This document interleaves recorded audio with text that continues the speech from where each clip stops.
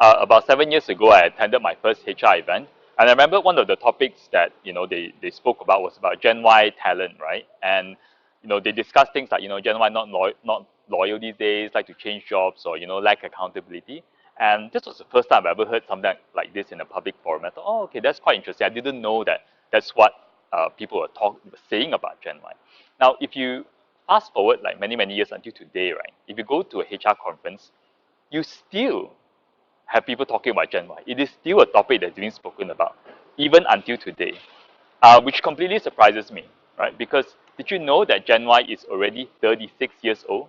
36 years old. That means while everyone's like sitting around like talking about the generation as like a topic of conversation, Gen Y is already in your companies, most of them in a managerial position, making important decisions for your business already, right? So think about that for a moment.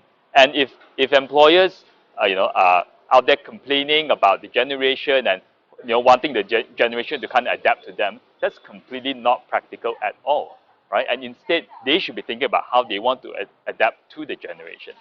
Now, by the year 2020, it's been estimated that at least 50% of the workforce will be Gen Y.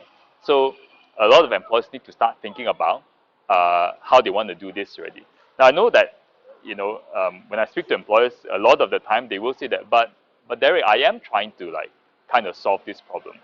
And that's the issue right there. Because most employers are thinking about Gen Y as a problem that they're trying to solve rather than as an asset that they're trying to attract and retain, right? And when we start thinking of the entire generation of people as a problem you're trying to solve, it completely breaks the relationship your company has with, the people, right? So it doesn't really work. So I think instead of doing that, I think companies should try to change their mindset a little bit and start thinking about, how they want, like all the generations of people within their company, whether it's baby boomers, Gen X, Gen Y, Gen Z, which is coming to the workforce, leverage off each other's strengths and being able to work together to kind of build a successful business.